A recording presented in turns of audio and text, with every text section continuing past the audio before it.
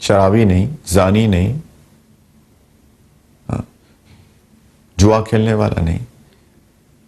جب صحابہ کو یہ حدیث پہنچی تو وہ پریشان ہو جاتے تھے. جو سنتا تھا روتے تھے، روتے روتے بے ہوش ہو جاتے تھے.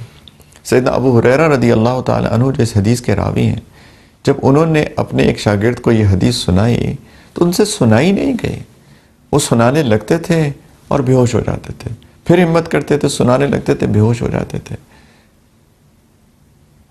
ایک صحابی کو پہنچی یہ حدیث، انہوں نے کہا کہ اگر یہ لوگ، ان کا یہ حال ہوگا تو باقیوں کا کیا بنے گا. آپ سوچئے کہ اخلاص کا نہ ہونا کتنی خطرناک بات ہے. ہم لوگ نیک اعمال کبھی کبھی کرتے ہیں، عبادات سے بڑھ کر کرتے ہیں. جو میں بات بار بار کرتا ہوں کہ نیک اعمال صرف عبادات نہیں ہیں. کسی کا خیال کرنا، عیادت کرنا، کسی کی خیریت پوچھنا، کسی کو کھانا کھلانا، کسی کی تعزیت کر لینا، جنازے پہ جانا، کسی کو مسکرا کے مل لینا، راستے سے کسی تکلیف دہ چیز کا ہٹا دینا، یہ سب نیک اعمال ہیں. لیکن نیک اعمال میں اگر نیت نہیں ٹھیک ہوگی، لوگوں کو کھانا کھلا رہے ہیں لیکن نیت یہ ہے کہ لوگ میری تعریف کریں گے. قرآن میں آتا ہے کہ اللہ والے لوگ کون ہیں، تقوی والے لوگ کون ہیں، جو کہتے ہیں انما نطعمکم لوجہ اللہ لا نرید منکم جزاء ولا شکورا، کہ میں تو تمہیں صرف اللہ کے لیے کھلا رہا ہوں، میں تم سے نہ جزا چاہتا ہوں، اس کا مجھے کوئی کمپنسیشن بھی نہیں چاہیے. میں یہ بھی نہیں چاہتا کہ میں تمہیں کھلا رہا ہوں تم بھی مجھے کھلاؤ. نہ جزا چاہیے، نہ شکریہ چاہیے. اب آپ سوچئے کس درجے کا اخلاص ہے صحابہ کا.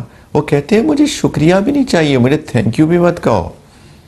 ایسا نہ ہو کہ تمہارے شکریہ کہنے سے میرا جو اجر اللہ کے ہاں لکھا گیا ہے وہ کم ہو جائے یا وہ ختم ہو جائے. مجھے نہ جزا چاہیے نہ شکریہ چاہیے. ایسا اخلاص. لیکن یہ اخلاص پیدا کرنے کی ضرورت ہے، اور اخلاص کے ساتھ چھوٹے سے چھوٹا عمل بھی بہت بڑا ہو جاتا ہے.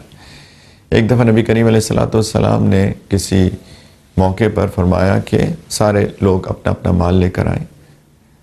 تو صحابہ لے کر آئے، کوئی کچھ لے کے آیا، کچھ لے کے آیا. وہی واقعہ ہے جب سیدنا ابوبکر صدیق رضی اللہ تعالیٰ عنہ اپنا سارا مال لے آئے، سیدنا عمر اپنا آدھا مال لے آئے. تو مسجد نبوی کے اندر وہ سامان کا ڈھیر لگ گیا. تو ایک صحابی تھے، ان کے پاس کچھ زیادہ مال نہیں تھا، تو انہوں نے کہا کہ میں پیچھے نہ رہ جاؤں. تو انہوں نے ساری رات ایک یہودی کے باغ میں مزدوری کی، اور صبح اس یہودی نے ان کو تھوڑی سی کھجوریں دی معاوضے کے طور پہ، ان کی سیلری کے طور پہ، مٹھی پر کھجور.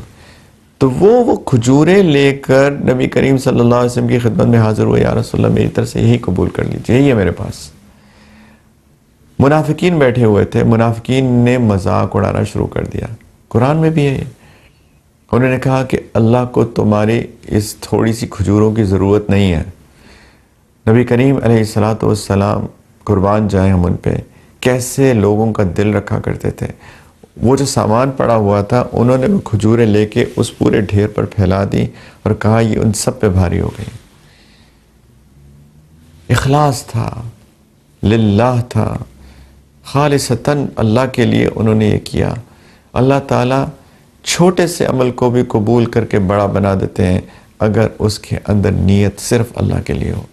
اس پہ محنت کرنے کی ضرورت ہے، اس پہ محنت کرنے کی ضرورت ہے. احادیث کا خزانہ ہے. قرآن میں بھی اللہ تعالیٰ چاہتے ہیں مخلصین لہ الدین حنفاء، کہ خالصتاً اللہ کے لیے ان کا دین ہوتا ہے. ان صلاتی و نسکی و محیای و مماتی للہ رب العالمین لا شریک لہ. میری نماز، میری عبادت، اور ایک ترجمے کے مطابق میری قربانی، میرا جینا، میرا مرنا، یہ سب اللہ کے لیے جس کا کوئی شریک نہیں ہے. اپنی پوری زندگی اللہ کے لیے بنائیں، اچھے اعمال کریں، اللہ کی نافرمانی نہ کریں، گناہ نہ کریں، اور جو اچھے اعمال کریں اس میں بھی ڈائیورسٹی ہو، صرف عبادت نہیں، معاشرت، معاملات اچھے ہوں، اخلاق اپنے اچھے بنائیں، اور صرف اللہ کے لیے کریں. امتحان آتے ہیں، امتحان آتے ہیں، لیکن ہم اپنی نیت کو خالص رکھیں. اللہ کرے کہ ہم یہ سمجھ پائیں اپنے نیک اعمال کو صرف اللہ کے لیے کرنے والے بنے.